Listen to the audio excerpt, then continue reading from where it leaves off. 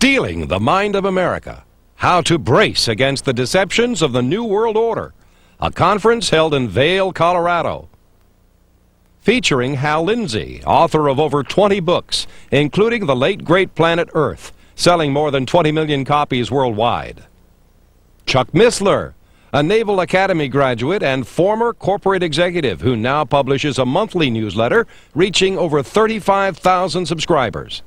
Don McAlvany, editor of a geopolitical financial intelligence newsletter analyzing global monetary, economic, and political developments and their effect on American lives, and a special AIDS update by popular author and lecturer D.A. Miller.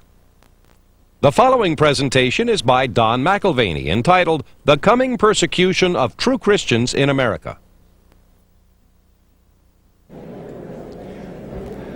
Okay, ladies and gentlemen, let's get started again.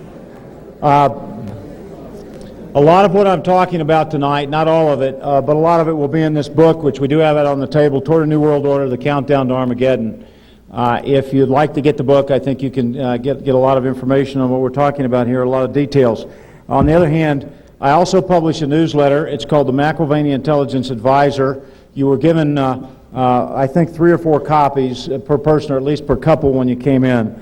I've written some pretty heavy stuff in recent months. In January, I wrote The Fourth Reich Toward an American Police State. In April, I wrote The Fourth Reich as the Radical Socialists Take Control of America. In July, I wrote one called The Waco Massacre, a case study on the emerging American police state. And I've written some pretty heavy stuff in recent months, which I guess is probably not popular with everybody who reads it. It is my mission, if I have a calling on my life, it's to be a watchman and try to tell people what they basically don't want to know, and to push them from their comfort zone, especially Christians. Thank you. If the information I give you tonight and tomorrow morning is useful, I would encourage you to subscribe to our newsletter. It is a ministry. It is written from a conservative and a Christian perspective, a biblical perspective. I have a bit of an intelligence background and a lot of intelligence contacts around the world. And there are a lot of good people in the intelligence services that see what's going on and are very, very frustrated about it, and they're not quite sure what to do about it.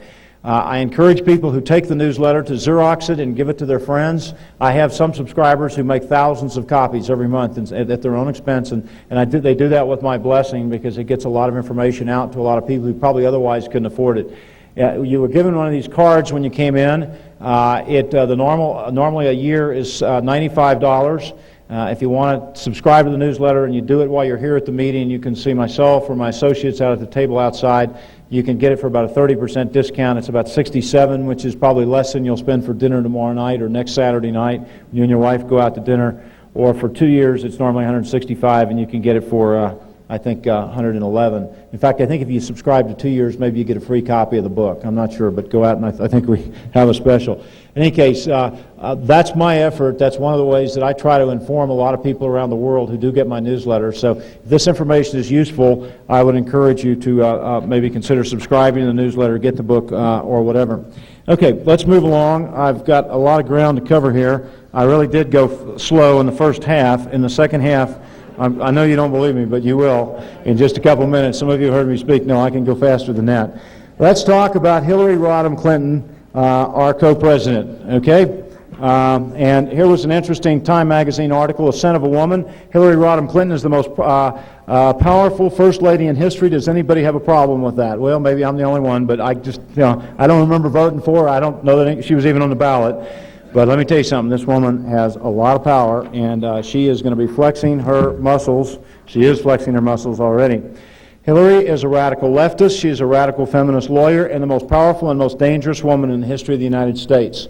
Hillary is the major mover and shaker behind Bill's radical pro-abortion, pro-homosexual initiatives, and the appointment of 15 homosexuals to the transition team and 3 to 4 to the cabinet.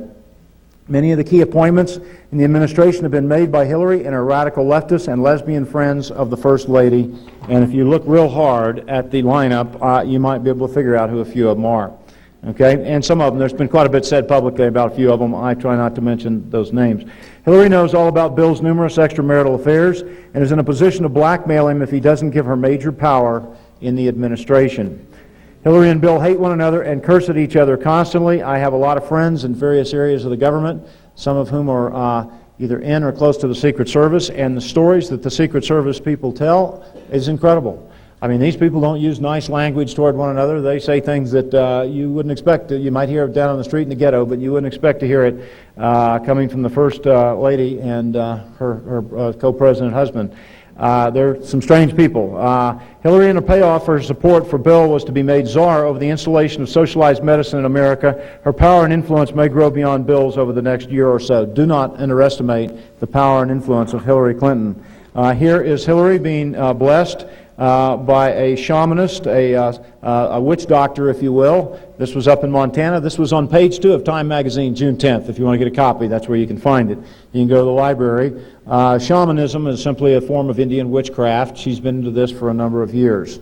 I don't know what that means, but I don't think it's probably very good. You might say, well, she is really a good woman. Perhaps. I don't know her, maybe you do. She talks faithfully every week, they say, to Eleanor Roosevelt, and I think that's a wonderful thing. Except that Eleanor Roosevelt died about 40 years ago. So how she does it, I'll leave that to your imagination, but it's a little on the strange side, I think. Okay, let's look at some of the parallels between the U.S. and Nazi Germany. I teach a bunch of students at a ministry that you might want to be aware of, and I teach this to them, and I think that this is useful to understand, and I can't believe it, but I may have lost the thing I wanted to show you. In any case, there is a ministry. How many of you are familiar with Dr. David Noble's ministry? It's called the Summit Ministry. It's in Colorado Springs. Well, doggone it, you ought to be aware of it, so I'm going to tell you about it. Summit Ministry is a ministry to teenagers. Jim Dobson talks about it a lot on his program. He's had Dr. David Noble on a number of times. It's in Colorado Springs. We put about 12 to 1,500 high school and college students through it a summer. The teenagers go there and they learn from a solid biblical perspective. They learn about the Christian worldview. One of the reasons our side is losing is because we don't have a well-defined worldview and we don't understand the competition. We don't understand the secular humanist worldview. We don't understand the New Age worldview. We don't understand the Marxist-Leninist worldview. And they're all winning hands down against the Christian worldview, and that's why Francis Schaeffer said we live in the post-Christian era. Okay, but that's what the Summit is all about, is to try to remedy that. And so the Summit puts the kids through classes for 2 weeks, and they do that 8 times during the summer. I teach on the staff and teach some of the kinds of things that I'm talking about here tonight. And these kids sit for 10 hours a day, and they learn about their own Christian worldview versus these other worldviews that we just described, and they learn about the things that are taking place in our country. And these kids come out of there as Christian conservative leaders who are going to take a stand for Jesus Christ and a stand against evil in our day. Okay, and so it's a great ministry. You ought to know about it. I've got some information, or at least a copy of the book. Dave Noble, if you haven't seen his book, it's called Understanding the Times. It's 900 pages thick, can you believe? And he took 25 years to write it. And they have a whole homeschooling and a Christian school curriculum that is based on this. So be aware of that ministry, and you can write my office or call my office if you want, and we can get you more information on it. One of the things I teach to the kids is the political spectrum. And the political spectrum has been so garbled and confused by the political left in this country that we don't understand who is on left, right, center, etc., etc. Okay, over on the far political left, we know of the political spectrum, the traditional political spectrum is dictatorship, total control of a government, okay? On the far political right is anarchy. No government at all, they run loose in the streets, etc., etc. Okay, now, some examples of the far political left would be communism, okay? Also on the far political left, that represents total control of the people. Also on the far political left is National Socialism. What's another name for National Socialism? Nazism, okay? Also over there is fascism. You've got socialism. You've got secular humanism. Okay? Somewhere over here on the right, you've got not only the anarchists, but a little further towards the center, you've got the libertarians, and they believe you do away with an awful lot of the government. Maybe you keep a few things, but not very many, et cetera, et cetera. Now, where was Thomas Jefferson and George Washington and James Madison and Ben Franklin? They were right in the political center. These guys established, not a democracy, they established a constitutional republic. They didn't think democracy worked very well. They looked at what happened to the Greek city-states and they said, hey, it'll just turn into mob rule and it won't be very... So they set up something different. They set up a constitutional republic. It was based on a constitution. It had all kinds of checks and balances. It had three different branches of government, the administrative branch, the executive branch, and the legislative branch, the executive branch, and the judicial branch. Okay, and they were checks and balances against one another. They had representatives right down the middle. And this was in the political center. They understood the excesses of anarchy from what their experience in Europe, and they also understood the excesses of dictatorship and monarchy and so forth on this side. And so they picked something right in the political center. Okay, now, where are we today? Well, in the last 20 years, what the political left has come along and done is they've said, well, okay, now, the Nazis were opposed to the communists during World War II. They were, that's correct. And therefore, we'll take the Nazis and we'll put them over here on the far right. That's not true. If you read Mein Kampf, it is which was the kind of the Bible for Adolf Hitler, very, very similar to Das Kapital, the Communist Manifesto, etc., etc. We'll take the fascists, they say, and put them over here on the far right, because after all, they were opposed to the communists. Now, they say, well, now look at some of the conservative anti-communists in the United States. They are opposed to communism. Therefore, we will put them over on the far right. Okay, you see what they've done? They've taken people who belong right in the political center. I'm a constitutional conservative. I believe in our traditional values. I believe in our traditional way of life. I believe in what George Washington and Abraham Lincoln and James Madison and Ben Franklin believed, and these guys were not radical right-wing extremists. They were right in the political center. But they've redefined us all. Okay? You see, they've redefined us all, and they've now put a label on us, which is not true. It's like calling you dangerous religious cultists. You're not, but that's your new label, okay? So they call us right-wing extremists. And if George Washington were standing up here right now, espousing his political views, he would be defined by the political correct majority in this country today as a right-wing extremist, but it's not true. Okay, then they've taken socialism and liberalism, and they've moved them over to the political center.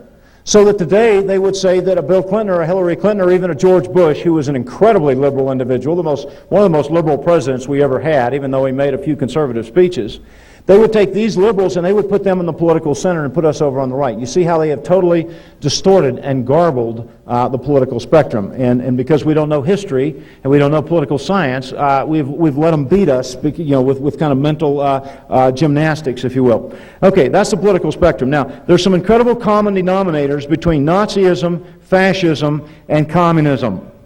Okay? All three are powerful totalitarian dictatorial governments which control all aspects of their subjects' lives. Massive numbers of rules are part of all three. Regulations, laws, all enforced by an all-powerful bureaucracy. And all three, Nazism, fascism, and communism, had a common preoccupation with death. Okay? Now, all three are based on man's reason and a rejection of God, His authority, and His law. Socialism, which America is presently plunging into, is simply communism or Nazism minus the total dictatorship or gulag, as in Sweden in recent decades. Socialism is simply a small step away from communism or Nazism. As the head of the Labour Socialist Party, John Strachey, said in England in the 1930s, and he was also a leading communist, he said, we can't have a direct transition from capitalism to communism. We've got to use socialism as a stepping stone, so all of us communists should be working for socialism. Lenin, Stalin, Hitler, Mussolini, Gorbachev, Castro, Daniel Ortega, all were first and foremost, either were or are first and foremost socialists. And so are Bill and Hillary Clinton. Okay? Now, most people condemn the Nazis because of their manifestations, their external manifestations. The Holocaust, the extermination of millions of Jews, and other death and destruction of World War II, instead of because of their essence. Nazism was more than just killing Jews and starting wars. It was rejection of God, His authority, and His law. Okay, so I want you to understand some of the common denominators between Nazism, fascism, and communism. Now let's look at some of the present parallels between the U.S. and the Third Reich. Okay, first and foremost, in Russia, in Nazi Germany, they had a tremendous preoccupation with death. Now, you may know that in the United States, maybe you don't know, but we terminate 40% of the pregnancies in America by killing the babies. 40%. Doesn't that make you proud? By the way, I asked a friend of mine one time, this will give you an idea of how active Christians are in taking a stand against evil. Maybe some of you know Randall Terry. Randall Terry is a very courageous man who's head of Operation Rescue, and Randall Terry has a real thing for the unborn. He doesn't like to see them killed. I was with Randall Terry a couple of years ago, and I said, Randall, how many fundamental evangelical born-again Christians in America are really against abortion? And he thought for a minute, and he said, no, less than 50%. And I said, you mean 50% or more of the Christians in a country, fundamental evangelical born-again Christians, are either indifferent to it, could care less, or are pro-abortion? And he said, yeah, I think that's about right. And I said, Randall, let me ask you another question. I said, how many fundamental evangelical born-again Christians in America, how many of them have ever taken an active stand against the killing of the unborn, against the killing of babies, the shedding of innocent blood? I said, even so small, writing a letter to a congressman saying, vote against abortion funds from the federal government, or manning a crisis pregnancy hotline, or demonstrating in front of an abortion clinic, which is about to be redefined, by the way, as criminal terrorism. Lifted the finger in the smallest way to stop the killing of these 30 million babies. How many Christians in America, I said, fundamental evangelical born-again Christians? And Randall thought for a minute, and he said less than 1%. Do you understand one of many reasons why God is about to judge America? And of course, judgment starts at the house of God. I gave you the decline of America. I believe that our country is moving under God's judgment right now. I don't think it's coming. I think it has begun. I think the judgment is 4 or 5-fold. You see the crazy mixed up weather, things that are happening all over the country. You look at the AIDS crisis, which is 4 or 5 times worse, and Dorothy, our speaker, is going to be telling us about that tomorrow afternoon, than the CDC has told us. I think we're moving towards a depression and economic collapse. The prosperity which we've all taken for granted, and which I think God blessed us with, I think He's about to take away, and I'm going to touch on that tomorrow morning. We've got a government, an all-powerful government, that is moving to control every aspect of our lives, and I think that's part of the judgment. And I believe, and I think I must be the last man on planet Earth. I had one man come up and chastise me for the belief during the break, but I believe that one of the biggest surprises of all is that God could use a refurbished, reborn again Mother Russia, or whatever you choose to call her, as a hammer of judgment against the United States of America, much as He used Babylon, Assyria, Rome, to judge His people, Israel, when they got far enough out of line. In any case, I believe there are 4 or 5 reasons, or 4 or 5 ways in which God is going to judge our country. One of them is abortion. Well, we kill 40% of the babies that are conceived in the United States today. But they killed more, a higher percentage, maybe not total number, but a higher percentage in Nazi Germany. Okay, and then that was so much fun, they moved on to euthanasia. And one day, Adolf Hitler just made a little memo out to some of his top doctors, and he said, hey guys, it's time to start killing the old folks who are taking up too much room. And so they went to euthanasia, and then that was lots of fun, and so they moved on to emptying out the old folks' homes and the children's homes and the place where the crippled and the palsy and the mentally sick were. And they think they killed over a couple of year period, they killed about 274,000 of them. They had a major preoccupation with death. Do we have a preoccupation with death in the United States today? I mean, we're killing babies at as fast a clip as they are, almost, and we're moving towards euthanasia. And the average kid who grows up watching television sees from age 3 to 19 approximately 20,000 murders or crimes of great violence. And I noticed when those people died down in Waco, that there were very, very, very few Americans that shed a tear for them. I shed a tear. I really did. 24 babies and little children were burned to death in that building. What did they do to deserve death? What did they do to deserve those government tanks punching holes through the wall and pumping in a gas that is 80 times stronger than tear gas? A gas that was so lethal as a battlefield wartime chemical warfare agent that our government, along with other countries, outlawed it back in January and said we would never use it against enemy troops again. And yet our government did, and those people burned to death. I didn't see anybody shed a tear. Those were just crazy radicals. Those were religious nuts. And after all, they had guns, and they were suspected of being illegal. And of course, if I suspect you of doing something, I suppose maybe you deserve to die now. Is that right? You see, we're so inoculated with death from television and abortion and euthanasia and so forth, but they had the same preoccupation with death. I want you to see some of the parallels. I think they're growing rapidly. They had thousands of laws, rules, and regulations passed. They covered everything. Tens of thousands of rules and regulations. You couldn't move and you were a criminal, and therefore the Nazis could finger anybody they wanted as a criminal. Okay? And we're doing exactly the same thing in the United States, and I'll get onto that and show you how that's done in just a few minutes. Okay? They had an occultic dimension of the Third Reich. The leaders in the Third Reich, in the Nazi SS and the Gestapo, were basically into the occult, heavily into the occult. Many of them were Satan worshipers. Adolf Hitler himself was. There was tremendous demonic activity, and this is what most people missed. And this is one of the reasons there was a tremendous anti-Semitism. And people don't realize they were not just killing the Jews, they were also killing Christians. And they were killing people in Christians, so-called Christian sects. We kind of missed that in history. Okay? Whenever you see a rise of witchcraft, Satanism, and the occult, you always see a tremendous turn against fundamental evangelical Christianity and against Orthodox Jewry. And today you are seeing a rise of anti-Semitism all over the world, in Europe, in Russia, in Africa, in America, etc., etc.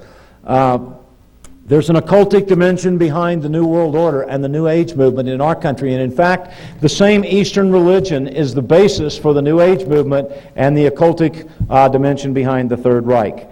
Okay, they had a preoccupation with animal rights in Nazi Germany. They went bonkers over the animals. They couldn't kill an animal. They finally passed laws against killing barnyard animals, against hunting. They would weep, and they passed laws over the boiling of a frog or the boiling of a lobster. Now, these are the same people who could kill men, women, and children by the millions, and yet they would weep over the death of an animal. They worshipped animals. They worshipped wolves. They worshipped tigers. Hitler and his people did. And you say, what an incredible inconsistency. How can they kill people on the one hand and not even shed a tear, and on the other hand, shed tears over animals? We can't understand that kind of an inconsistency if you don't understand the occultic dimension that was behind the Third Reich. Okay? Let's look at America today. What do we have in America today? We have people that worship planet Earth. We have people that worship animals. We have people who believe that you can put hundreds of thousands of people out of work for the snail darter or for the spotted owl or for wolves or for whales or whatever. The same people who are for abortion and the killing of babies and think there's too many people in the world and want population control and think we should have euthanasia are the same people who will weep over the death of an animal.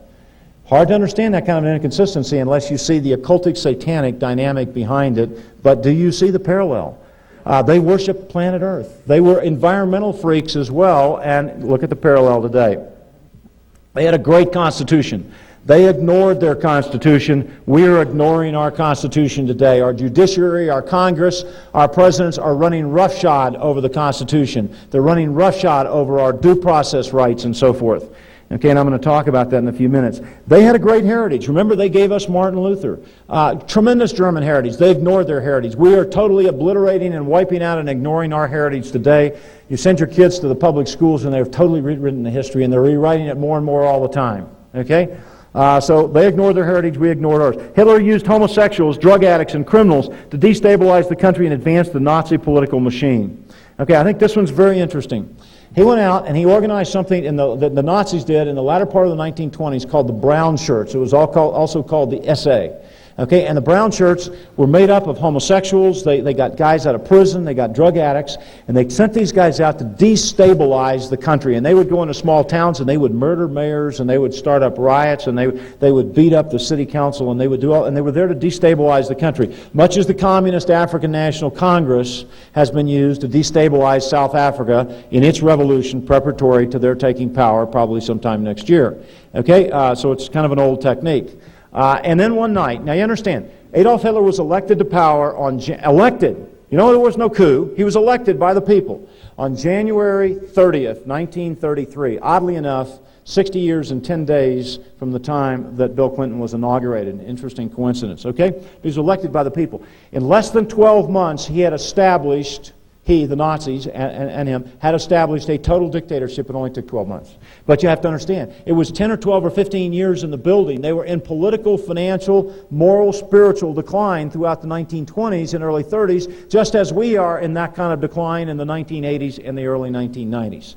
Okay, now, the brown shirts are out destabilizing the country, and one night on June 30th of 1934, The heads of the Nazi military and the SS, they came to Hitler and they said, "This is it. It's all over. You get rid of the brown shirts because they're ruining our country, or we will get rid of you." And he got the message, and he said, "This is it." And it was called the Night of the Long Knives. And they went out and they killed 1,000 homosexuals that very night.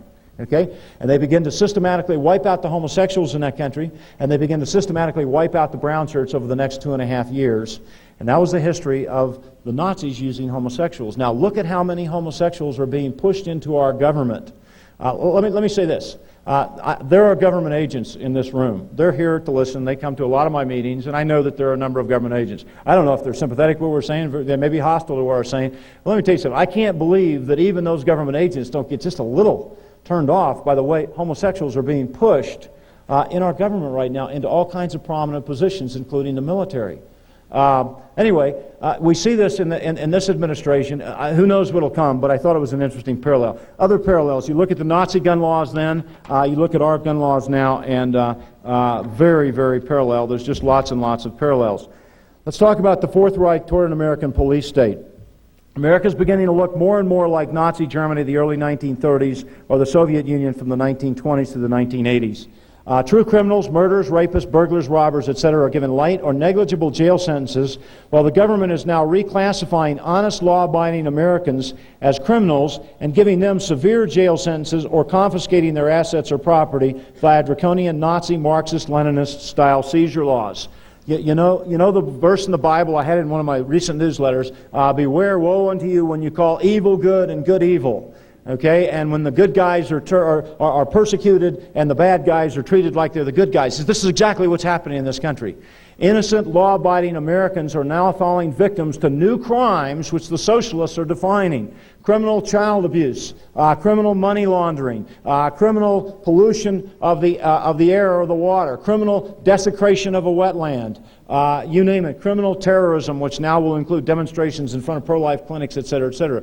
New categories of crimes are being created by the socialists, and you and I and the honest law-abiding citizens of America who hate crime, and we hate criminals, and we believe that, I believe that a true criminal, a rapist, a murderer, slam dunk them. Throw away the key if you have to. Execute them, that's fine. The Bible says in capital punishment. But those are real criminals. Can't we tell the difference anymore between a real criminal and somebody who's an honest law-abiding citizen who the socialists come along and reclassify as a criminal? Okay, that's what's happening in our country. The legal system and the government now allow the haves, have-nots to plunder the assets of the haves, and the gargantuan U.S. government passes tens of thousands of new regulations each year, 67,700 pages of fine print in 1992 to control every aspect of the Americans' lives. As the U.S. now moves toward a socialist America and the New World Order, the strategy of Antonio Gramsci, founder of the Italian Communist Party, is being utilized. Gramsci believed that the communists could not seize political power until they first seized cultural power. Gramsci said that the social revolution would be brought about by the transformation of a society's culture and values, not through political or military power. The establishment of radical socialism would come via undermining and transformation of traditional Western values.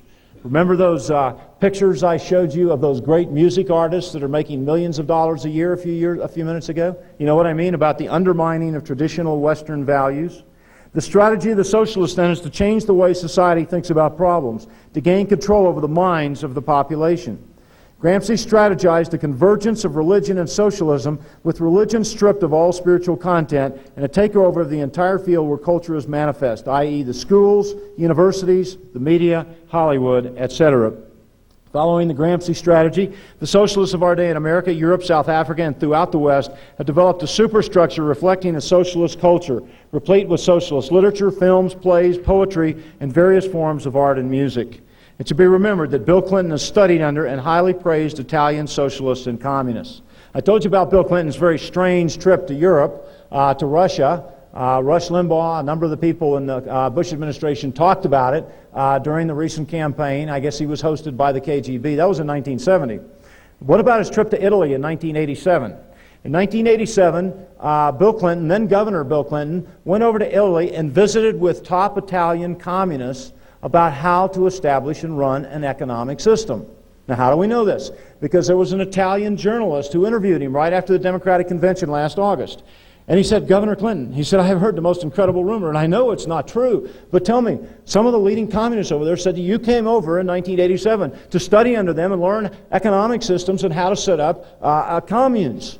And Governor Clinton said, it's absolutely true. He said it was an incredible experience. He said, I learned a lot, and I came back, and I set up 70 of these communes across the state of Arkansas. And this guy went out shaking his head, and he said, no, no, no, this is not possible, not the potential president of the United States. He went back, couldn't quite believe it. He went back and he talked to some of these communists. And he said, did this really happen? And they said, yeah. And he said, did he know you were communists? They said, that was the first thing we told him. And he said, no problem at all.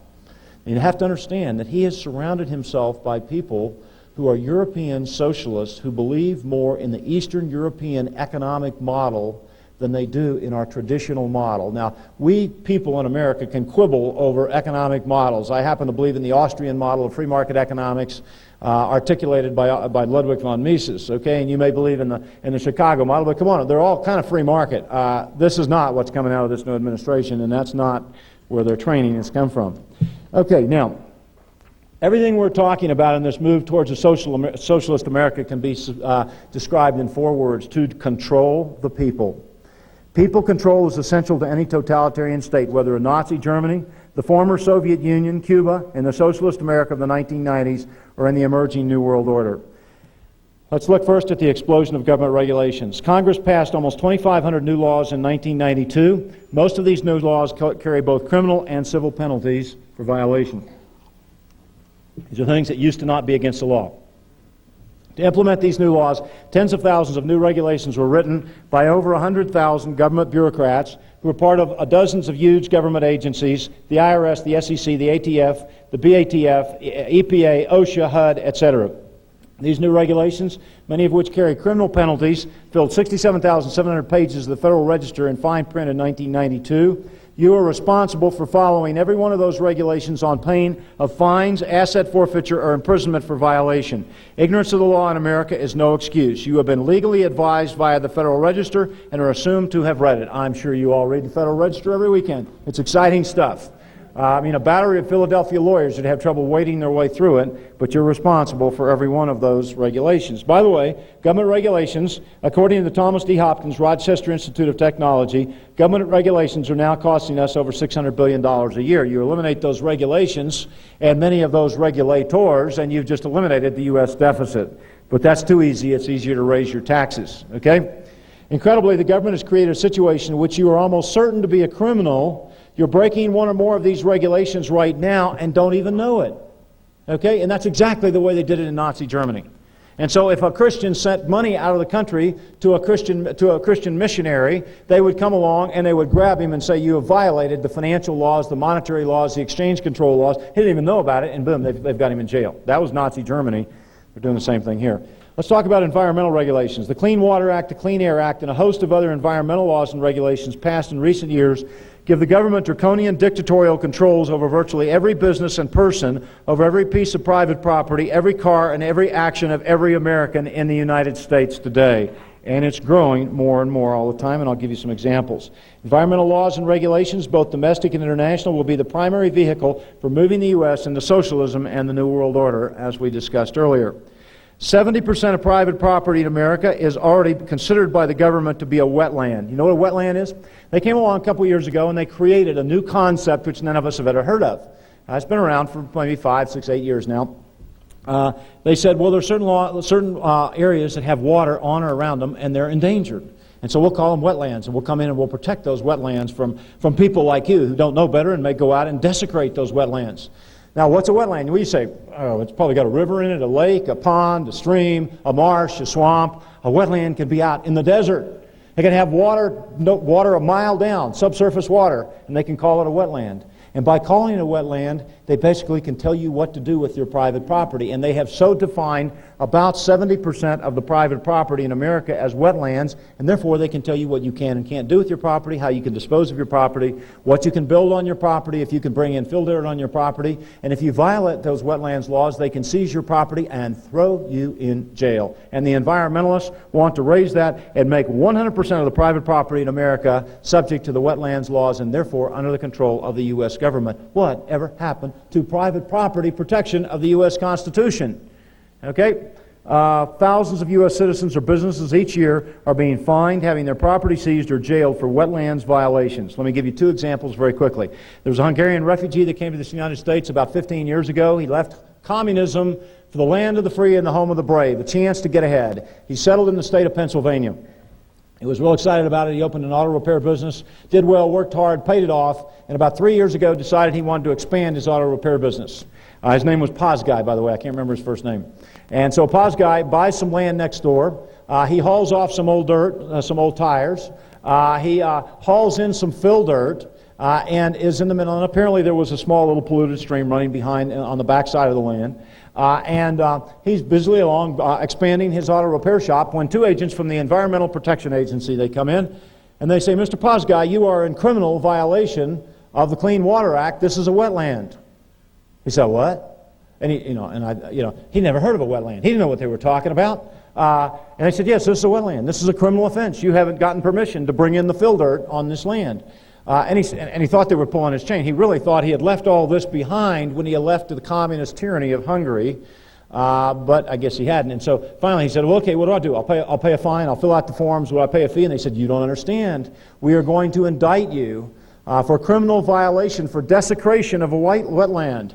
And they indicted Hungarian refugee Pazgai on 5 counts of criminal violation of the Clean Water Act. They found him guilty. They confiscated his property, fined him $200,000, and threw him in the federal penitentiary for 3 years for the federal crime of having hauled in fill dirt on his own land. Better that he had stayed in communist Hungary, which is not doing nearly as many of those things these days. Okay, what about Bill Ellen? Bill Ellen was actually featured on 2020, I believe. Or maybe it was 60 Minutes, I'm not sure which.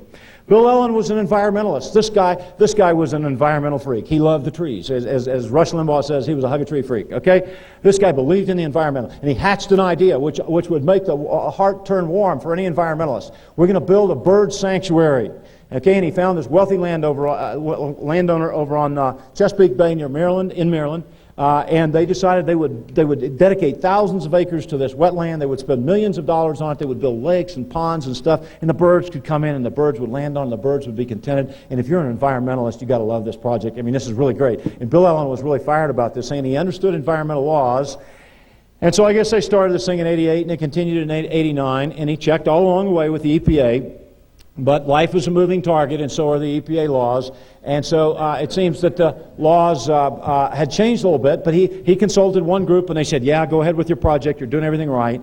And these were EPA agents, and they said, no, it's not a wetland, you can do this and that and the other. And then, but there was another group that said, well, we think it's a wetland, and don't do it. Well, anyway, he took the advice of the first group, and he brings in some fill dirt. This is a big federal crime these days. Fill dirt is one of the things you don't want to do. And he's working on his project, and it rains, and some potholes fill up with water. And the agents from the EPA come in, and they look at those potholes, and they say, this is a wetland. You have desecrated this wetland by hauling in the dirt. They indict him for criminal desecration of a wetland. They find him guilty. They sentence him to 6 months in jail. The landowner, this guy who's trying to do something for the birds and the environmentalists, the landowner is fined $1 million for desecration of a wetland and forced to give another $1 million to the National Wildlife Federation. That is happening to tens of thousands of your fellow Americans every single year in the United States. You say that can't be happening. What happened to our constitutional rights? Good question. What happened to them? Okay, now let's talk about toward a national and an international police force. First of all, the socialists believe in crisis management to solve crises, real or manufactured, in order to greatly expand their power and control over the people.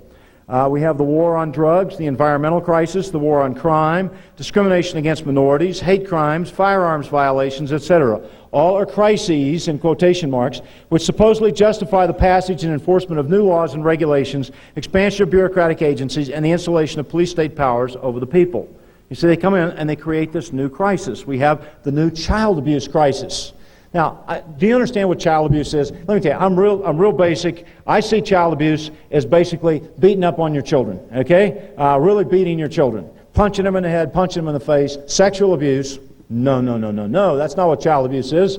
By the new emerging definition of child abuse is spanking your child. And in fact, there are people who have been jailed in different parts of the country and lost their children because they spanked their child, and some teacher or some social service worker found out about it. And in fact, the new international convention, UN Convention on the Child, says that one of the primary forms of child abuse is spanking your child. Okay, so you see how they're now expanding the definition of what we used to think was child abuse. Now, Hillary Clinton is pushing a bill that Ted Kennedy has written calling for mandatory inoculations of all children, starting from the day they're born. Okay, you got to get government inoculations, and then they will computerize them from that point forward, and they will follow them around. They'll follow you and your children around to make sure that you don't mess up and forget to get your children inoculated. And you say, well, I don't want to inoculate my children. I know that 360 children died because of reactions from inoculations, government vaccinations, in the last 3 years, and that 17,500 had reactions, and those are good numbers. Those, I think, came out of the CDC. Okay, and I don't want to do that. Or I have religious beliefs against them, or my doctor and I want to decide among ourselves, you are now a criminal terrorist, according to this law. Not a criminal terrorist, a criminal child abuser. You are now a criminal child abuser if you refuse to get your child computerized. This legislation hasn't gone through. They're pushing it right now. Hillary is pushing it, Donna Shalala is pushing it, and Teddy Kennedy is pushing it. You are now a criminal child abuser if you don't get your children inoculated, and you can go to jail, you lose your children to social services, have your children confiscated, or be fined, or all of the above. So you see how they take a legitimate thing, child abuse, and they have now expanded the definition where it doesn't mean anything like it used to mean. I believe very quickly that you will be a child abuser if you teach your children that homosexuality is wrong and evil and wicked as per what the Bible says. I think that will not only be a hate crime and probably a civil rights violation, but also part of child abuse. After all, I mean, if you're a loving parent, you should teach your children alternate lifestyles and let them have freedom of choice, right? And so that legislation, you think that stuff, far away, most of that legislation is either coming, some of it is floating around in Congress right now, or it is probably going to show up in the next year or two.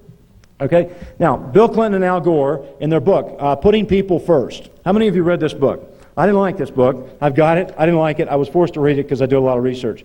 Putting People First, Governor Bill Clinton, Senator Al Gore, How We Can All Change America. Page 72, paragraph 2. Okay? It calls for a national police force of 100,000 police made up of former retired military personnel, other government employees, etc., to fight the crime war and America's other crises.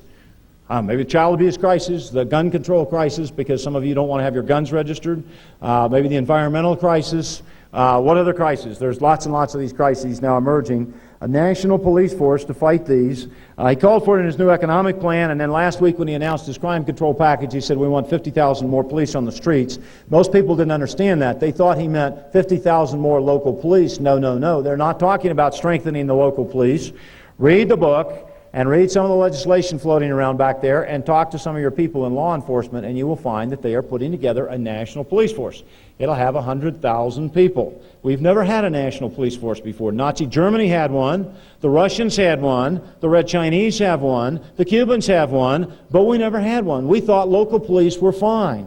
And, hey, I'm all for the FBI doing the traditional things they've always done, and the CIA chasing the spies outside of the United States, not spying on us here in the United States. Those are all fine. But a national police force, that's a little bit new, but it is coming now, and it's coming like a freight train. Outgoing CIA Director Robert Gates has called for the CIA to be given the power to spy on the American businesses and individuals and to help support the Justice Department and other federal agencies in enforcing the myriad of new government laws and regulations. If criminal enforcement agents of the DEA, FBI, CIA, BATF, EPA, FDA, IRS, and various other government agencies, and I know we have some of those folks in the audience tonight, and departments are included, the U.S. could soon have a national police force of 200 to 300,000 people spying on the public and enforcing regulations, shades of the Gestapo in Nazi Germany or the KGB in Russia. Whatever happened to our local police, our local sheriff's departments, they're supposed to keep the peace in our localities and our states, and that's what the Constitution calls for. Okay, the New World Order crowd are also talking about an international police force made up of UN troops from member countries to control internal crises, environmental abuses, and eventually opponents of the New World Order.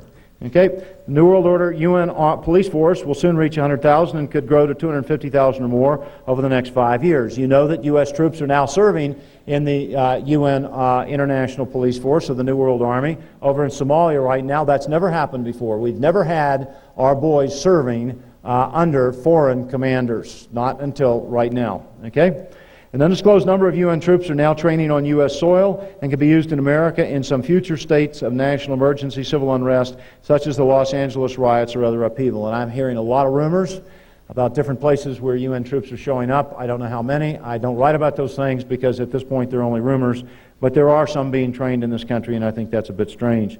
Police state tactics, the U.S. military and National Guard personnel have been undergoing training for exercises for several years for house-to-house searches, presumably for drugs or guns, for crowd control, or for domestic terrorism, counterterrorism measures. Roadblocks are being randomly set up on highways around America by local, state, federal officials to conduct driver's license checks or warrantless spot checks of cars that are occupants for drugs, liquor, or firearms. My gosh, this is what they used to do in East Germany, where they would stop people in the checkpoints and show your papers, et cetera, et cetera.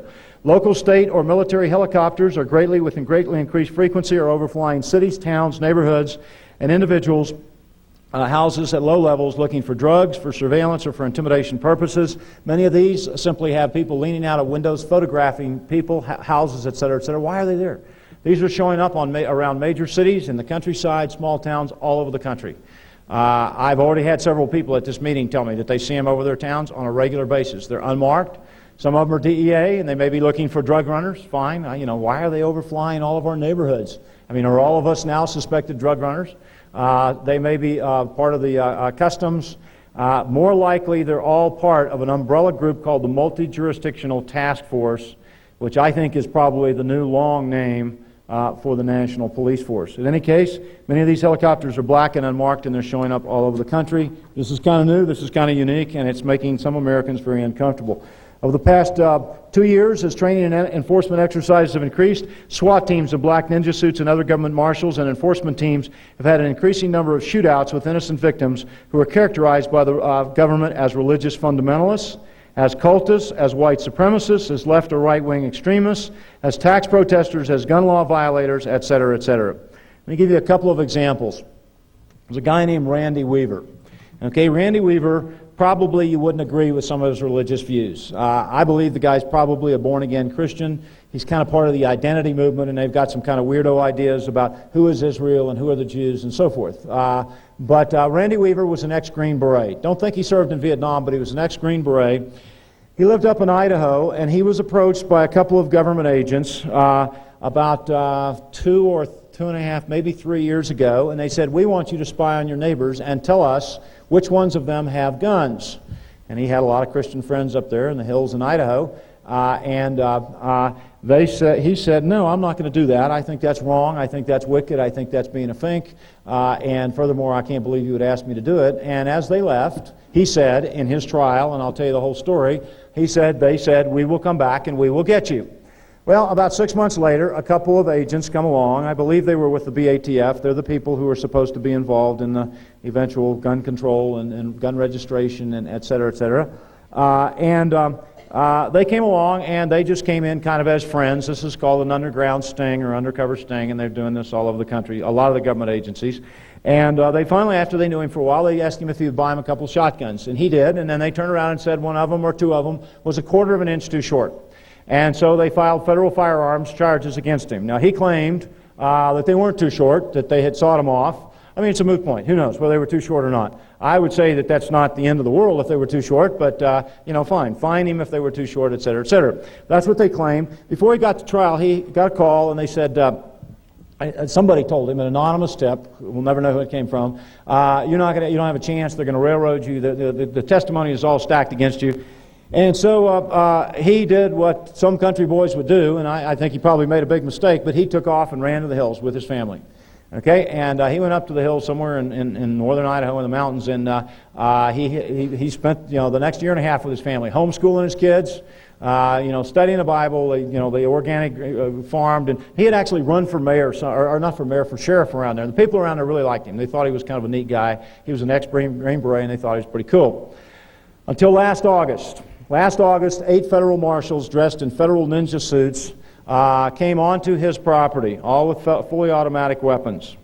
Their dog ran out and barked at them, and they shot the dog dead.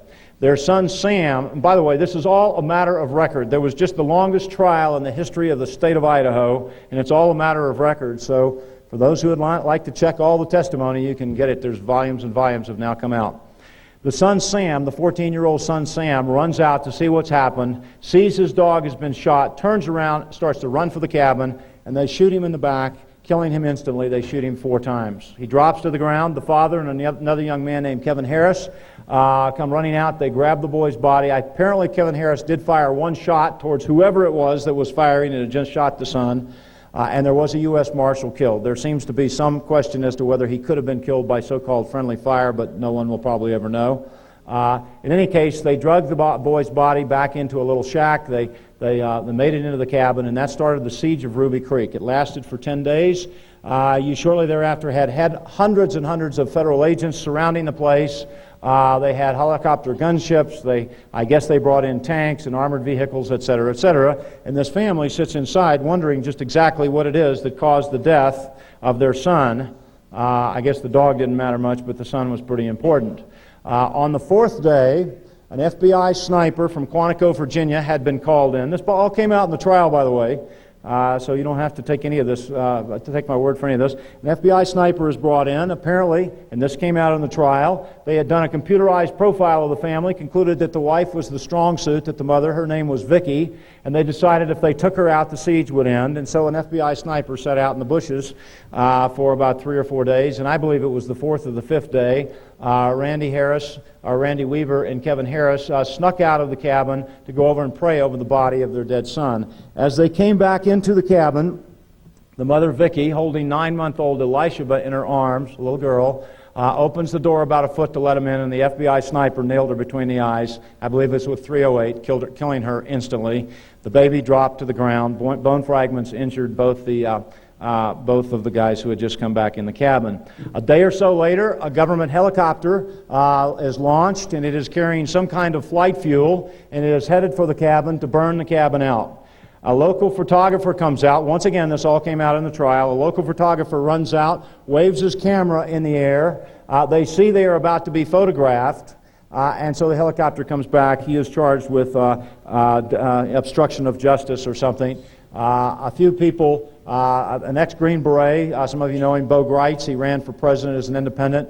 Bo Greitz and an ex-policeman named Jack McLam, a very highly decorated policeman from Phoenix, Arizona. They got onto the property and were able to finally talk the guys out after 10 days. Okay, but they had lost a wife, a mother, and they had lost a son. Okay, immediately the 3 children were charged with murder and conspiracy. I'm talking about a 9-month-old child, I think a 9-year-old girl and a 14-year-old girl, and of course the 2 men were charged with murder. They dropped it. There was a lot of bad publicity. They dropped it against the children. A trial lasted for several months. During this trial, according to the judge, the government was caught lying over and over and over and over and over, so much so that I believe the judge actually, when he caught them fabricating some evidence, actually fined some of the government officials. The power of prayer is a very powerful thing. And in the middle of the trial, the government prosecutor is standing up. He becomes highly, highly confused, walks out of the courtroom, and never comes back. They said later, apparently he had a nervous breakdown, and they were ultimately acquitted of all the charges, except some misdemeanor charges, and they may still try to slam dunk them on the misdemeanor charges, but all the charges of inciting revolt, revolution, murder, et cetera, they were acquitted of. Now, that's very, very unhealthy. And by the way, their attorney is talking about pledging a multi-hundred-million-dollar lawsuit against the government and those agents, and there are people in Idaho that are talking about actually filing murder charges against the agents. Is that the way due process...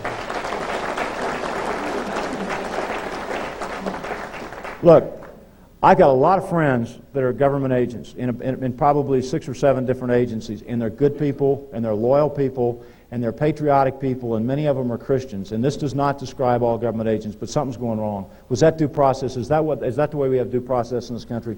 What about Donald Scott? Donald Scott was a wealthy man, a millionaire. He lived out in Malibu, California. Donald Scott had some land, some very valuable land, ranch, many hundred acres. The government had approached him several times to buy the land. He said he didn't want to sell it. About October 15th of last year, he's in bed with his wife, sleeping about 7 o'clock in the morning.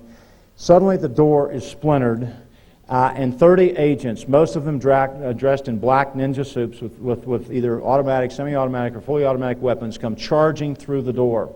His wife jumps up to see what's going on. They grab her as she's coming down the hall, throw her down on the floor. They run into the room where he is. By this time, he's pulled a pistol out from underneath his bed. Is that such an odd reaction? I mean, you don't know. Who is it? Rapists, marauders? Who is it? They tell him they're government agents. He raises his hands.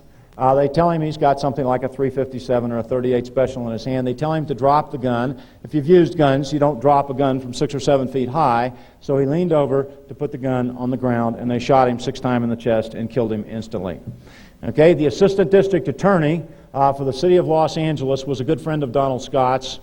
He wrote a 100-page report in which he said this was cold-blooded murder. They came in order to try to find drugs on the property so they could confiscate or seize the property. He wrote a long report. There will be no charges filed or any indictments against any of the agents. But what did that man do to deserve to die in his own home? Exactly what crime had he committed? Well, his wife is filing a $100 million lawsuit, but you know what? That won't bring Donald Scott back. Okay, let's talk just a little bit about what happened down in Waco, Texas, because I think it's very troubling, and I don't think a lot of people understand, or at least are asking the right questions. Okay, what was the Waco massacre all about? What was involved in it? And just exactly what did those folks at what has been called in Newsweek the killing ground, what did those folks do to deserve to die? Well, Newsweek said that this guy had a death wish. Maybe he did. Okay, David Koresh, he came out of a Seventh-day Adventist background, and I'm sure they put some bells and whistles on it. I'm sure there's probably nobody in this room that would probably agree with their religious beliefs. They claim to believe in the second coming of Christ and a lot of Bible prophecy type things. I don't know what they believed. I don't think we'll ever know what they believed. We were told they were a dangerous religious cult. Okay, some strange things happened. These guys had been in Waco for a long time. As far as we know, they hadn't broken any laws. They had been investigated for breaking laws. They had been accused of child abuse, and the state social services people had been in on 3 separate occasions and could find absolutely no evidence of child abuse. They had been investigated for gun control violations, and so they had actually been taken to court. The county sheriff came out, served them with a warrant, searched it. They took their guns to court. They looked at them, said there's nothing illegal here, and they returned their guns. Okay, now maybe at the time this happened there were illegal guns in there, but nobody had ever proved that, or at least it wasn't proven at the time that the onslaught took place. Okay, on the 27th of February of this year, 100 agents of the Bureau of Alcohol, Tobacco, and Firearms surrounded. They like to dress like this. I'm not quite sure why, if it's for the effect, for the psychological effect or whatever, but black seems to be their favorite color these days. They surrounded this place. And they attacked the place. Now, that's a very odd way, because they said they were just trying to serve a search warrant and go in and see if there were any illegal guns. But let me tell you, my Constitution says the way you serve a search warrant is you send a couple deputy sheriffs out. If maybe you can get away with a couple of federal agents. They knock on the door. They say, "We got a search warrant. We want to serve your, we want to search your premises." That had happened before. And Koresh let them in, and they searched the premises. Okay, but that's not the way they did it this time. This time they surrounded the building. They charged the building with guns blazing, throwing stun grenades in the window, and in the original charge, there were 3 BATF agents that were killed.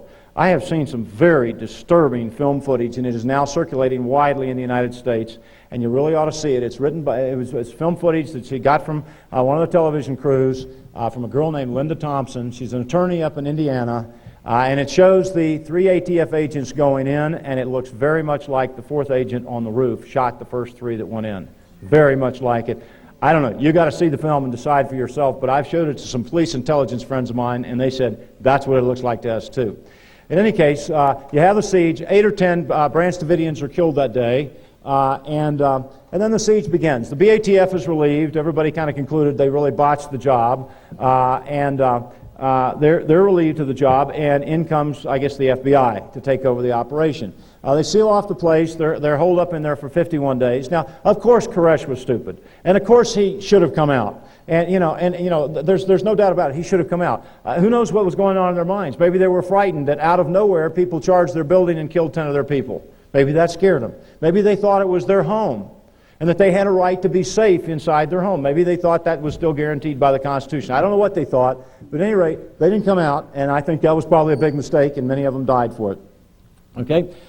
On the 51st day, the government launches an attack about 6 o'clock in the morning. Now, there have reports emerged out of Waco, Texas, that the burn units at the hospitals in Waco were called before the attack was launched, telling them that there would be a lot of burn victims coming in. Kind of strange. Maybe somebody thought there would be a fire. Also kind of strange that in spite of the fact that the fire departments, and I don't know how many fire trucks had been on hand throughout the 51 days, they were sent away before the attack started. And they were not allowed to return until an hour and a half after the flames had broken out. And of course, everyone was beyond being dead at that particular point. Very strange. Why would they do that? Nobody quite knows, but that's well known down in Waco, Texas, and that's getting a lot of circulation around the country. Okay, so they launched the attack by hitting the building and beginning to punch holes through the building with tanks. Now, this is strange behavior in a building where you've got, they said it was a hostage crisis. It was not a hostage crisis, but let's say it was a hostage crisis. And you've got 26 or 24 or 26 kids in, you've got all kinds of women, you've got elderly people, to attack the building with tanks. I mean, come on. I've talked to government agents all over the place who say this was bizarre the way they attacked the building in the first place. Well, the BATF said, well, we had no choice. We couldn't get Koresh. What do you mean you couldn't get Koresh? He used to jog around the neighborhood all the time. He was out in the neighborhood going buying groceries and going to the cafe. They could have grabbed him anytime they wanted. Okay, this is not the way you serve due process. This is not the way you serve a search warrant according to the U.S. Constitution. And most of the law enforcement people I know will readily admit, I mean, what in the world were they doing in the first place? Okay, then when you know there's men, women, and elderly children in there to attack the building with tanks, kind of strange, kind of bizarre, okay? And then they started pumping in CS gas, and between Janet Reno and Bill Sessions, then head of the FBI, and Bill Clinton and others, they said, well, it's just a harmless irritant. Give me a break. I served in the military. I know what CS gas is, and any of you who served in the military have done police work know CS gas is 80 times stronger than tear gas. It is a wartime battlefield chemical warfare agent. Our guys, our Green Berets, our special forces used it in Vietnam. They would flush out the Viet Cong in infiltration tunnels. They would pump it in there. It would immobilize them. They would fall to the ground. They would go into convulsions. They would be deathly ill. Sometimes they would die. In fact, there's been reports that some children could die of this. You throw up, you go into convulsions, the whole thing. You don't go running out. You're totally immobilized. And so 6.5 hours, we subjected these children, women, and old people to this. What crime had they committed? Okay, so somebody had apparently shot 4 BATF agents, and they may have said, well, they shot first and we shot back. Nobody knows who they shot by, but anyway, what had they done to deserve 6.5 hours of CS gas? There were people who were experts in chemical warfare type stuff who have testified. They've been reported in the Washington Times and the Houston Post and elsewhere that those kids suffered the most incredible torture you can imagine for 6.5 hours. They didn't have gas masks. The kids did not have gas masks. 6.5 hours, okay? This stuff is so bad that it was outlawed by international treaties signed by the United States in January of 1993. We said we would never use it against enemy troops again. They used it against these dangerous religious cultists. Then something else happened. Then the fire started after 6.5 hours. Now that again is very strange, because anybody who has ever used CS gas knows that pumped into an enclosed area, it is highly flammable. In fact, it's suspended in a powder called CAP, and it's like talcum powder. Okay, and you know what happens in a coal mine when that fine dust, when a spark hits, boom. You know what happens in a grain elevator when the fine dust, boom. They used to pump this stuff into Viet Cong infiltration tunnels down or over in Vietnam and flip in a match, and boom, they would torch the whole thing. Anyone should have known that this would be used, and we had competent military people involved in this operation. So what in the world were they trying to do? Okay, they don't let the fire engines in for an hour and a half. After they let them in, there's nothing left. There's a lot more I could tell you about this. The whole thing is very strange. They put a guy in charge of the investigation, and he turns out to be a guy, an independent investigator who used to work for the ATF down in Houston, and his wife is the secretary of the head of the ATF office. So it's a real independent investigation, right? And then they come in 3 weeks later, and they bulldoze the scene of the crime. They completely bulldoze it, and so you'll never know really what happened in there. The whole thing is very strange. There needs to be a government investigation of this, and not just by the Justice Department or the Treasury Department. There needs to be an independent congressional investigation to see what happened. But in any case, I think a very, very sad thing. Now, if this could happen to these people because they were suspected of having illegal arms, and because they were called dangerous religious cultists, hey, there's 75 to 100 million people that have arms in the United States. And what if the government suspects that they're illegal? And I don't know how many Christians there are in this country, but what if the government suspects that these Christians are dangerous religious cultists? You see, that's a precedent which, if the American people don't call someone to task on, that's a precedent that could be repeated against you, your family, your church, Jim Dobson's Focus on the Family, or some other Christian ministry in this country, who they can come along and they can call us dangerous religious cultists. We need to have a very in-depth investigation of what really happened and why it happened. I think you'll have the biggest cover-up since the Kennedy assassination on that, so I don't expect it. But there's a lot of questions that people ought to be asking about that whole thing.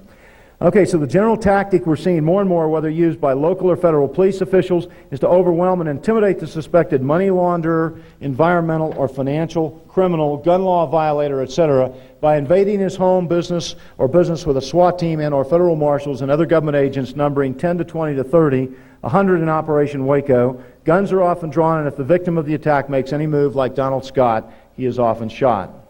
Okay, now, I believe there's a real possibility of a state of national emergency in this country in the next 1 to 3 years, and that involves martial law, and the dictionary defines martial law as a system of government under the direction of military authority, an arbitrary kind of law proceeding directly from military power, having no constitutional or legislative sanction. It supersedes all civil government.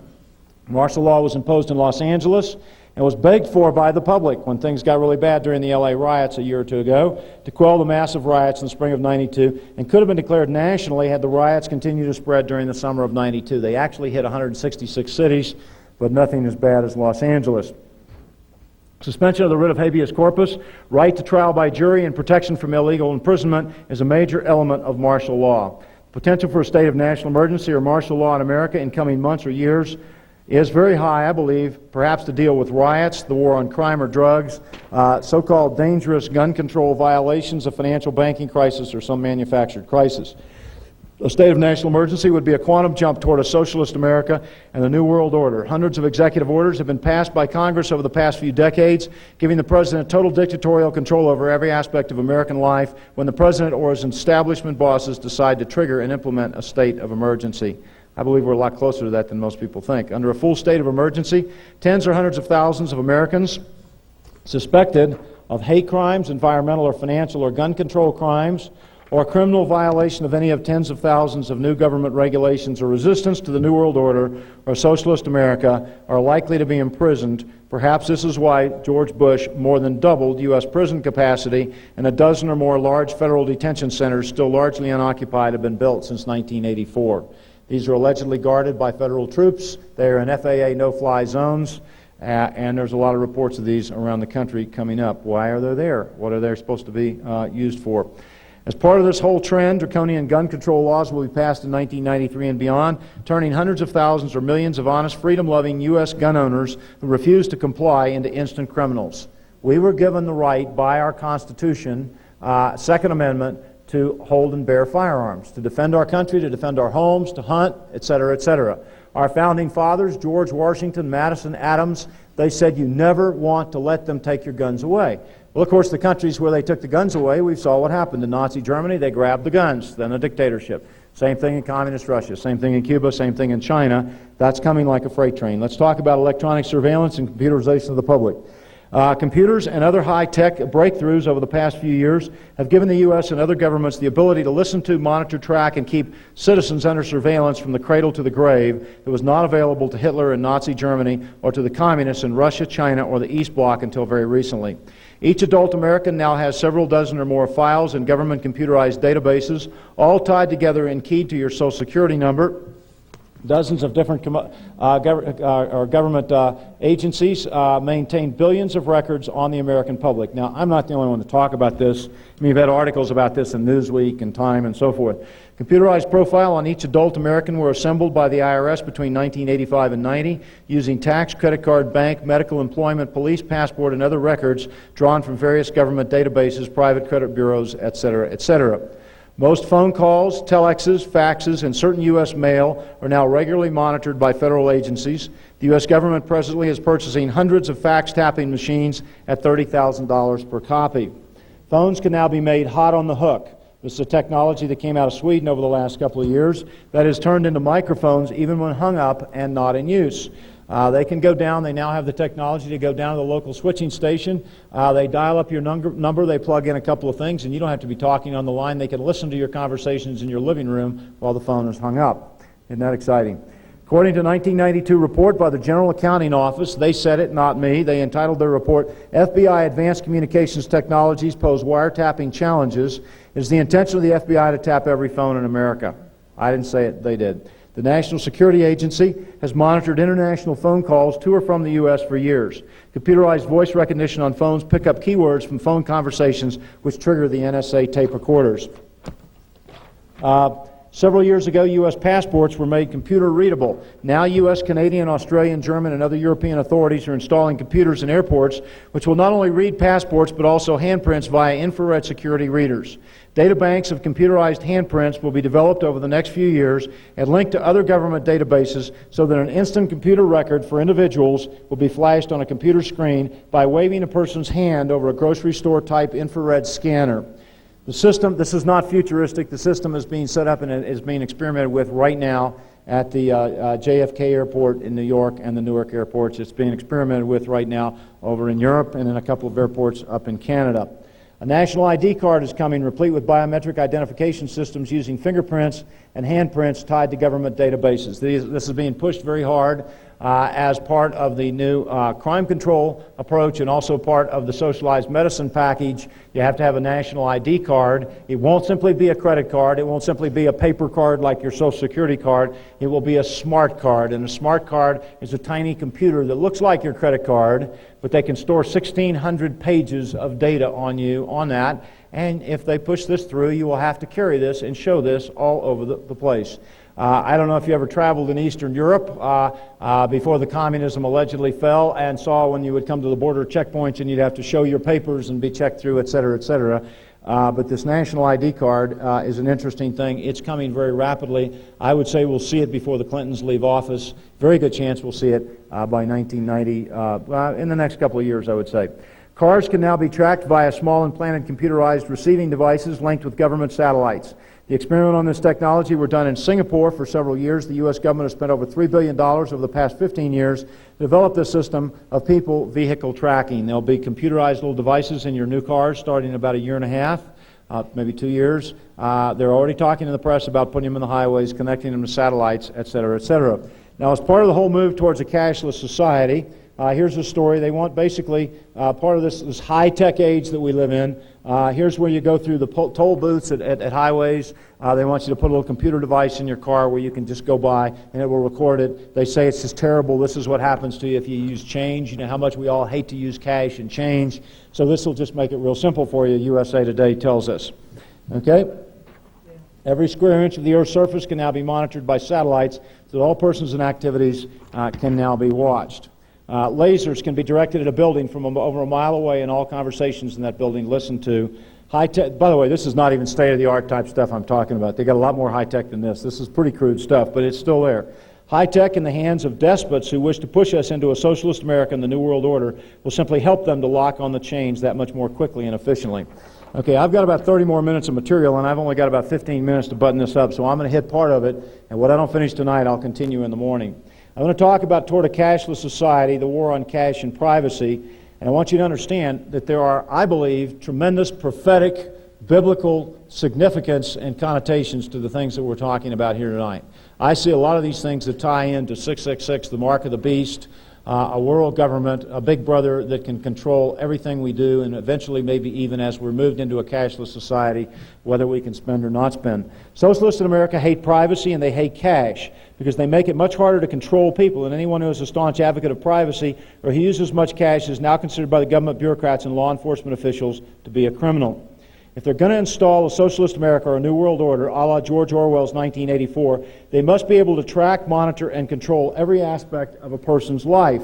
Cash is trackless and difficult to trace, so it must be eliminated. Hence, the goal is to ultimately do away with currency and to force every American into the computerized credit card and banking system. If one questions a government officer, official, or law enforcement officer about their hatred of cash or their heavy-handed seizure techniques, they will simply argue that cash is the mother's milk of drug traffickers and money launderers, and therefore, if we want to stop drugs, we must make a small sacrifice and stop cash. But if that sacrifice is our constitutional right to carry our own money, then I'm not sure that that's a small sacrifice, okay?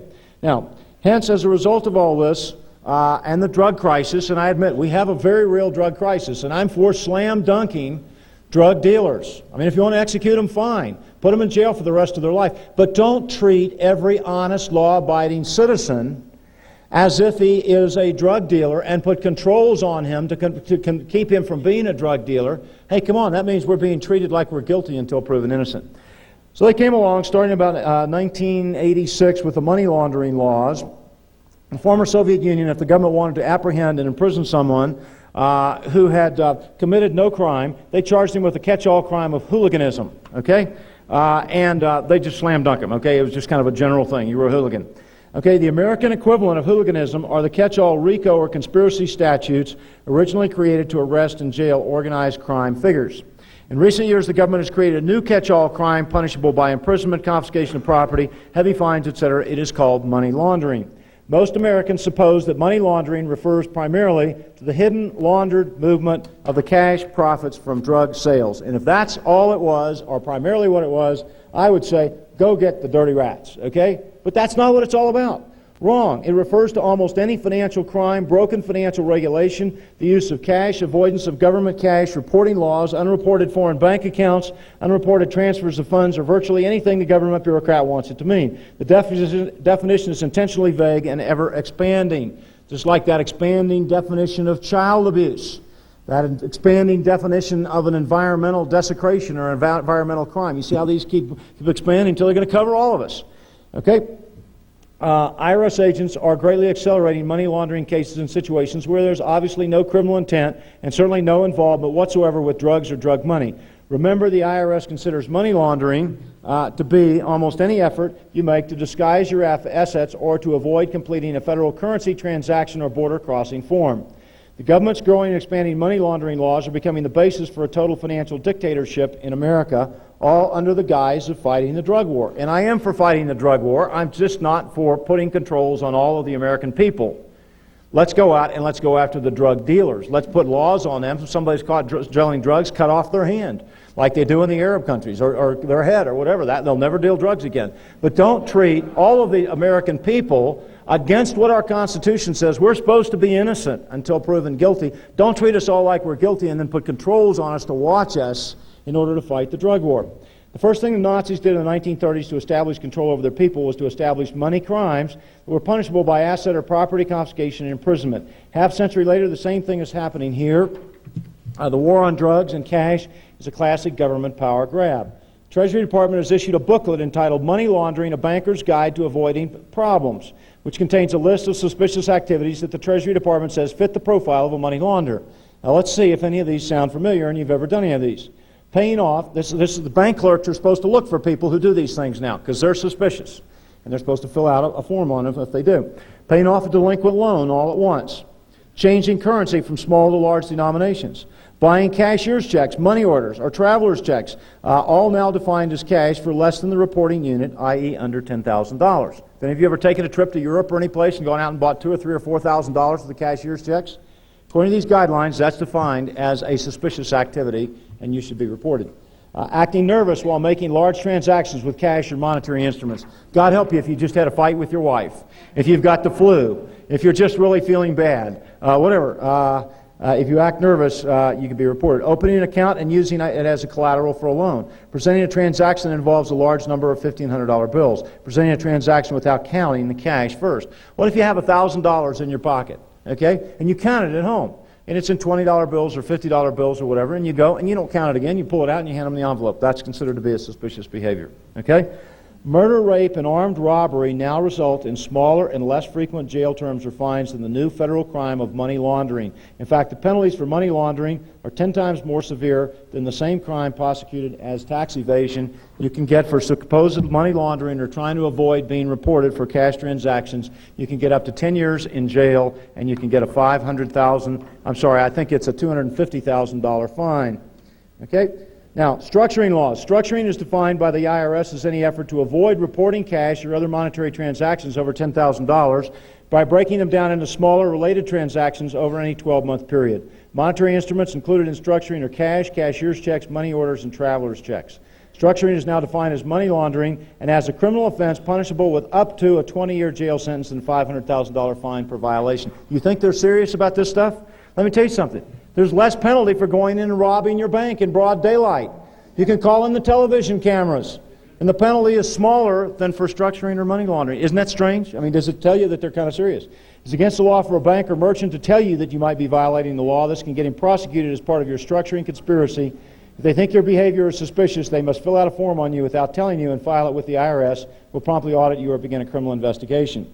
The IRS admits that 85% of the people accused of structuring committed no other crime than seeking to protect their privacy. The courts have upheld numerous criminal structuring convictions for violations of concealed no criminal activity. If the government wins the conviction, the judge must sentence the criminal to a mandatory prison sentence. Okay?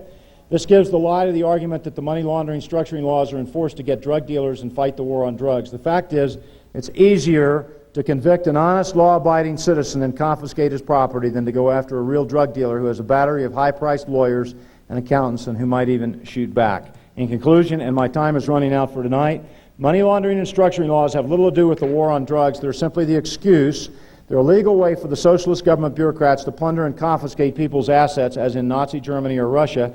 They're a way to enrich the government's debt-ridden coffers. They're a way to move us toward a cashless society. And they're a way to place Orwellian-type controls on the American people.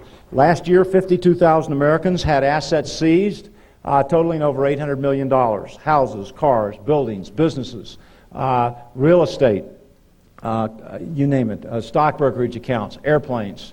85% of those people probably did violate one of the regulations, but they weren't criminals in the sense that we all know about it. Okay, what we've been talking about tonight, and I've got to bring this to a close right now, we've been talking about, and tomorrow I do want to talk about the asset forfeiture laws and what they're doing to seize people's assets. I think you need to understand these things. I think you need to avoid them. Hey, don't get me wrong. I don't think you should violate any tax laws, any money laundering laws. You need to understand them, and you need to avoid them. You need to avoid giving them an excuse to seize your property. So I am 100% for obeying all of these laws. I don't like them. I think these laws, rules, and regulations should be repealed, and I think there's a great deal that we can do about all of this. Now, I painted a rather dim picture tonight, and one could say, well, these things do have some prophetic significance, and I think they really do. And one could say, well, we probably are plunging towards Armageddon and the second coming of Jesus Christ, and I hope I'm not considered to be a dangerous religious cultist for saying that, but we could be plunging towards all of that. Maybe it's 2 years, 5 years, 10 years away, and maybe it's 50 or 100 years away. I don't know. I see an awful lot of similarities, and I think that we're getting real close. But I know this. My God is still in control. He's in control of nations. He's in control of history. He's in control of our individual lives. And I think God wants to...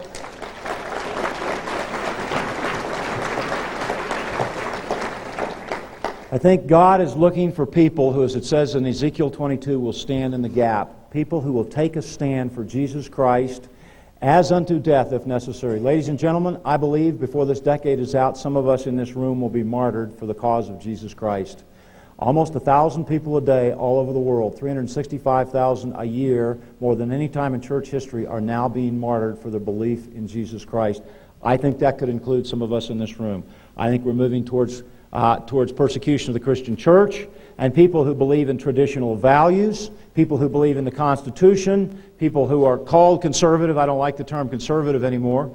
Look, I'm not anti-government. I love my government. I have a lot of friends who are in the government, okay? But I believe, what I am is I'm pro-Constitution. I think we have got to go back to the drawing boards and say, look, we've got two documents which governed this country for the first 220-odd years of our history, the Bible and the Constitution, and we need to go back to those. Now, if that makes me politically incorrect, so be it. I think there's a twofold message in the Bible. I think we are to take an active stand for Jesus Christ, and if necessary, to put our lives on the line for it. And some of us may have to do that. And I think we're to take an active stand against evil. Okay, and I don't see enough Christians who seem to even recognize evil, let alone are they willing to stand up and take a stand against that evil. I think that we can turn things around in this country. I think we can roll back these things, and I think there's a lot of Americans and a lot of American Christians that are beginning to wake up. I think there's a remnant. There's a remnant in every country in history that has declined. You study the book of Isaiah. It's really a nifty book. Isaiah wanted to be a watchman and go out and tell the people how bad things were, and God said, fine, you're hired, but go out and tell the people how rotten they are and how I'm going to really judge their country. They probably won't listen. You may not even escape with your life. Bad job. Bad thing. Why should he do it? But God said, you don't understand. There's a remnant of people. There's a remnant of people in this country who have not bent their knee to Baal, who've remained faithful to me in the old ways, and they're the people who are going to put it together on the other side. And maybe the other side is that we'll all be with the Lord, and maybe that's going to happen before we finish this weekend. I hope so. Okay? But on the other hand, maybe it's not. And who are the remnant? I think the remnant in this country are born-again evangelical Christians who believe in traditional values, who believe in the Constitution, and who frankly are getting just a tad miffed at the people who are coming along and destroying our way of life. And I think that that includes many of you in this room. And so I would encourage you tonight, and I'll come back and continue some of these things in the morning, I would encourage you to ask the question, how then shall we live? We know, as David said in Psalm 11, our foundations are crumbling. How then shall we live in this day? God, how do you want me to serve you? How do you want me to live? What position, what role do you want me to stand? How can I stand in the gap for you in these days? These are the most exciting times, in my opinion, in world history, certainly in the history of the United States. I wouldn't live in any other time in history. I've got 4 kids. I homeschool 3 of them. One of them just went off to college. And let me tell you, a great time for them to grow up, because a Christian who is motivated, who is sold out for our Lord Jesus Christ, can make such an incredible difference in this country in which we live. So I'm excited to live and serve our risen Savior today. He is in control. I would just encourage you, go back from this conference after this weekend and deepen your walk with the Lord and get yourself squared away with Him and develop an intimacy and learn how to listen to His voice like never before. With Him on our side, we will not fail. We will succeed. Thank you very much, and God bless you.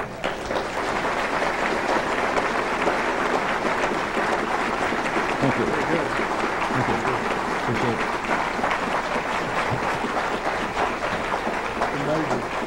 You can obtain additional unedited conference tapes on audio or video, including the full conference set, individual speakers, or conference highlights. 90 minutes of the strongest comments by all 4 speakers. Call 1-800-886-8852 to place your order. All major credit cards are welcome.